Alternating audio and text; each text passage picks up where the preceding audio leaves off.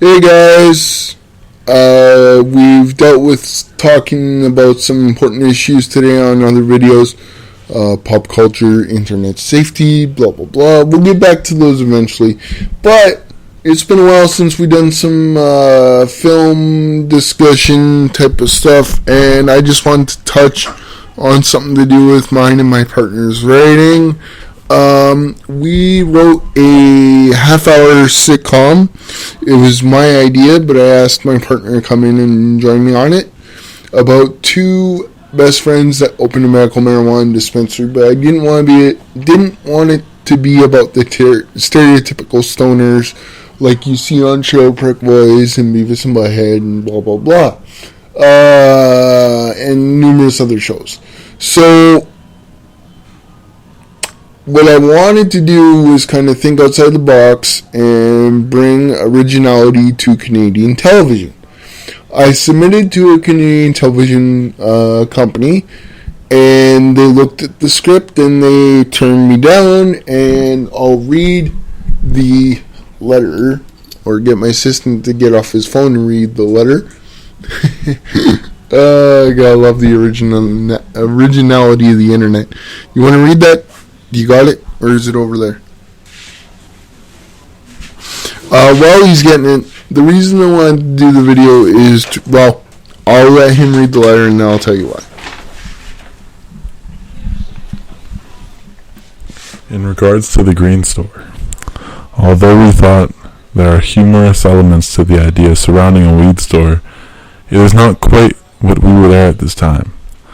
We tend to search for shows which either elevate our brand or have a really high concept or unique idea or storyline involving high-level characters or storylines. Now you can take that one of two ways. Way number one would be maybe the script just wasn't funny enough, and that's fine. If she would have come right out and said that would have been okay, because I need to grow as an artist.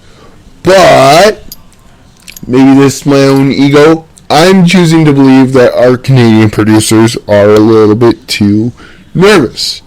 Not the independent guys, some of the independent guys that I know, but I'm talking about Bell Media, Shaw Media, Much Music Television, blah blah blah. Now, I understand why. Our budgets aren't as big as Canadian or as American film, and our budgets aren't as big as American television, and our budgets, lastly, aren't as big as American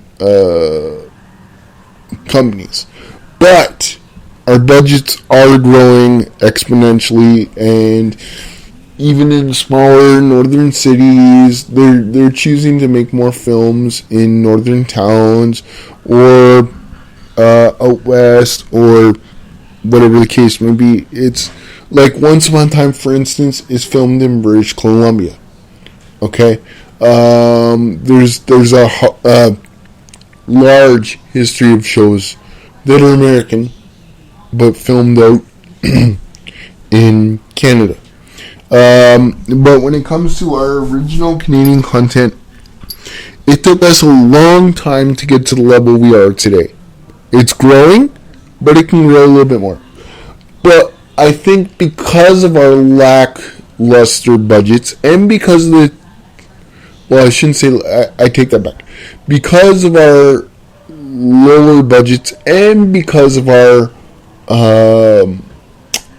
competition with American TV, and nowadays with companies like Netflix and Amazon Television with Jeffrey Tambor's Transparent and all of that, the competition is huge.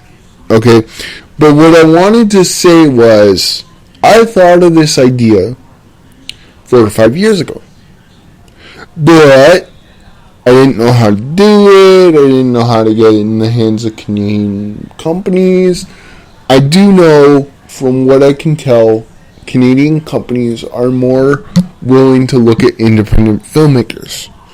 Okay, so that's great, because I've tried sending stuff to an American producer, and they're just like, we don't take your work unless you got an agent. Well, it's not that easy to get an agent. So, I'm not saying give up on the idea, but why not focus on your homegrown talent? So, in your homegrown areas you can go, like Global Television and CTV and Bell Media and Shaw Media.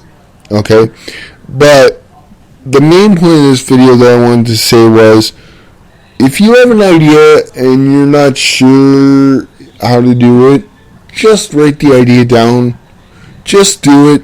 Just write at least the idea down. Date the idea. Protect the idea. But, don't show it off to too many friends, because you never know. But I was kind of like, okay, Bell turned this down. That's okay. They looked at me. They looked at the script. At least they respected me instead of saying, well, we don't take you unless you have an agent. So, that's cool. But what I want to say was, I was really surprised when I posted on Facebook a copy of the email from Bell, where the woman was nice and said, it's not what we're looking for at this time. So I'm choosing to believe that it was because it was a little bit too controversial, because we're just on the edge of legalizing marijuana in Canada, and they thought, nah, we shouldn't do it until we know the rules. So that's what I'm choosing to believe. Maybe it's my own ego. But when you have an idea, write it down. Even if you got to write it down or write an outline, put it away for a couple months, or put it away because maybe you got writer's block. Just write it down. But I will say, somebody said to me when I shared the letter on the Facebook group, they were like, well, we're saturated with too many stoner TV shows or marijuana TV shows nowadays.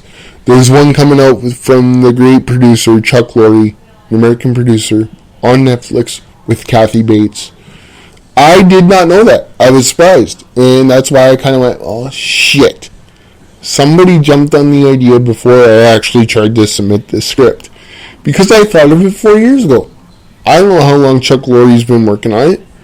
But, maybe because of his fame, he's only been working on it, and his knowledge of the industry, he's only been working on it for, let's say, a year. And I had the idea for 4 years, but I was like, it's not ready. So I'm not saying he stole it from me, but what I am saying is that somebody said to me, well, we're saturated with too much stuff. Well, you can't really use that as an argument, because how many years were we saturated with TV comedies with families? Growing Pains,